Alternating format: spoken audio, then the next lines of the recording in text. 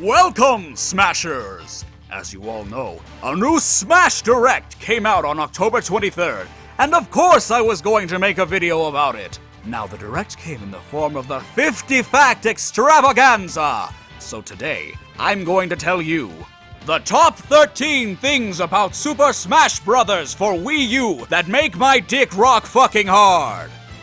Number 13, Trophy Boxes. Okay, maybe we're starting off on the wrong foot, but to be honest, I found the concept of the trophy boxes to be a neat little way to organize the trophies you get in the game. You can have them all nice and organized by series and such, as well as a sense of catharsis when you do complete one. Number 12, Paint. Again, it's a simple concept that you could actually do in Brawl if you put your snapshots onto the SD card and onto your computer. But now they're letting us do it on the get-go, and I highly appreciate that. Although I doubt many players will be using it, I know I'm most likely going to get a kick out of it. Number 11, Photo Studio. The reason I didn't put this and Paint on the same spot is because essentially Photo Studio looks a lot better and can make for a lot of fun ideas. While yes, the sky's the limit in Paint, I think it'll be a lot more fun to see how you can manipulate the poses at your disposal and mount some amusing pictures like these. Number 10, PALUTENA'S Guidance. I love how they didn't even try to hide the fact that this is identical to Snake's Kodak calls from Brawl. I can't wait to hear the conversations to be held between Pit, Palutena, and Verity, as well as some apparent guest appearances. While I absolutely love the Metal Gear Solid takes on the different characters, I wasn't too familiar with the franchise at the time. Frankly, same goes for Kid Icarus. I haven't had the pleasure to play Uprising yet, but I definitely expect some cute humor from the Kid Icarus characters when talking about their Smash mates. I'm actually pretty glad that you can still perform the Star Fox cameos as well. Number 9, Stage Builder. Back from Brawl is the ability to build your own stage. Let's face it, everyone made a custom stage in Brawl, even if it was just a crappy one. You couldn't really do much and you were quite limited. And while you don't seem to have much freedom this time around, it's miles better than what we had in Brawl. I'm really looking forward to see what I can achieve with these new assets and using the Wii U gamepad to make my own terrain. Number 8, Target Blast. This little stadium game was also in the 3DS version, but the reason I included it on this list is because despite the fact that it reminded everyone of Angry Birds, it was quite fun and I'm glad to see that the Wii U version is expanding upon it. The second bomb you launch is bigger and has a bigger blast radius, which would have really come in handy in the 3DS version. Not only that, but there are different types of formations you can play as well. While it's no break the targets, I think it was fun enough as far as different takes on it go. Number 7, Event Mode. I'm glad to see the return of Event Mode, especially since it was absent from the 3DS version. While challenging, they were probably my favorite part of Melee and my least favorite part of Brawl. Reason being is because in Melee they were challenging and you really felt satisfied when you completed one.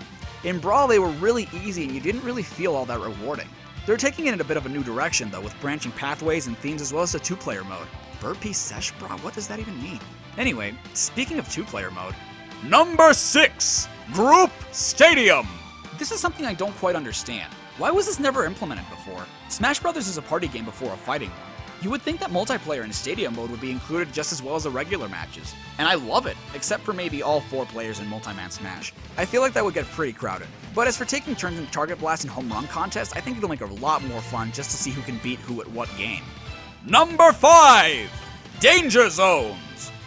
While I think many may disagree with me on this one, I thought the Danger Zones were a pretty cool idea. I kind of felt that Smash Bros. Sort of needed these types of stage hazards for the sake of players being more strategic and careful when fighting. Touch a Danger Zone when you're over 100% in damage and you're gone.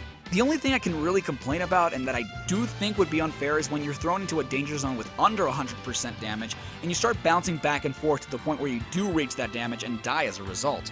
Other than that, I really like this pretty fun addition to the franchise, and if it's only on one stage, I think it'll be better. Although you can insert Danger Zones in Stage Builder, so let's see how many people do that. Number 4, Special Orders. A new mode for Super Smash Bros. Wii U, Special Orders is divided into 2 parts, Master Order and Crazy Order. In Master Order, you complete certain challenges to earn gold or tickets, which can then be used in Crazy Order to do more challenges. The point of this is to earn collectibles such as characters' alternate moves, clothes for your Mii, etc. I really like where Smash 4 went with the whole higher the risk, better the reward thing. Speaking of which, Number 3, Classic.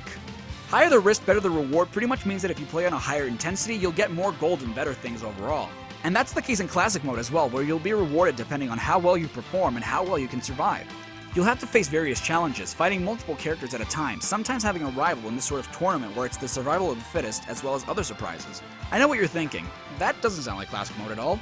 And you're right, it doesn't. That's because it practically isn't Classic Mode. I feel like the only thing kept intact is that you have to win to advance and you fight Master Hand at the end. I think this new mode is really interesting and I can't wait to play it, but I don't understand why they decided to call it Classic Mode.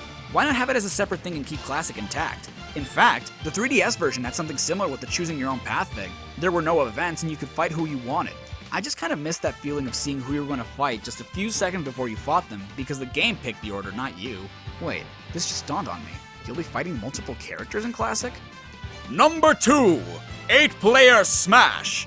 They've done it. Now you can have up to 8 fighters on screen at the same time. Now, if you recall, I said in the group stadium point that I feel that multi-man Smash would feel clustered, and while I do, they've compensated by making bigger stages.